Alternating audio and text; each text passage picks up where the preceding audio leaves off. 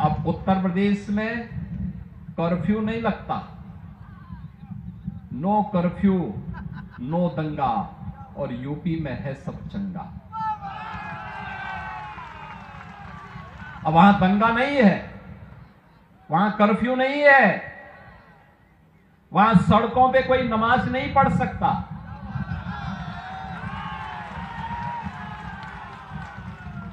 वहां पर अब किसी भी धर्मस्थल से चिल्लाने की आवाज नहीं आती है।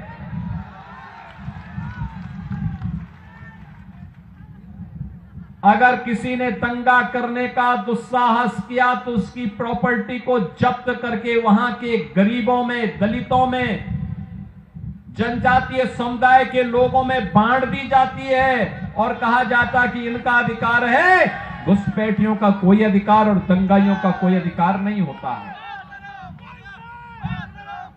बहनों और भाइयों, ये कांग्रेस हो या यूडीएफ, इन्होंने असम की संस्कृति के साथ खिलवाड़ किया। घुसपैठियों को यहां घुसा करके यहां की डेमोग्राफी को चेंज करने का प्रयास किया, आपके हक पर डकैती डालने का काम किया, असम के लोगों के राशन पर, उनके मकान पर, उनकी जमीन पर जबरन कब्जा करने का प्रयास किया। और एनडीए की ये डबल इंजन की सरकार प्रधानमंत्री मोदी जी के नेतृत्व में एक और विरासत के रूप में मां कामाख्या कॉरिडोर के निर्माण के कार्यक्रम को आगे बढ़ा रही है। एक और विरासत और विकास के कार्यक्रम को आगे बढ़ाने के लिए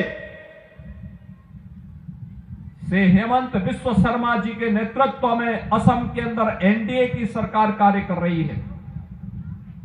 मां कामाख्या का कॉरिडोर का निर्माण का कार्य आगे बढ़ रहा है। एक एक घुसपैठी को चिन्हित करके उसे यहां से बाहर कराने की व्यवस्था भी हो रही है। और दूसरी ओर डेवलपमेंट के बड़े बड़े कार्य आज असम के अंदर भी देखने को मिल रहे हैं। असम के अंदर ये एनडीए का संकल्प है कि असम की धरती को लव जिहाद और लैंड जिहाद की धरती नहीं बनने देंगे। असम की धरती में घुसपैठ नहीं होने देंगे। असम की डेमोग्राफी को बदलने की कांग्रेस और यूडीएफ की साजिश को सफल नहीं होने देंगे।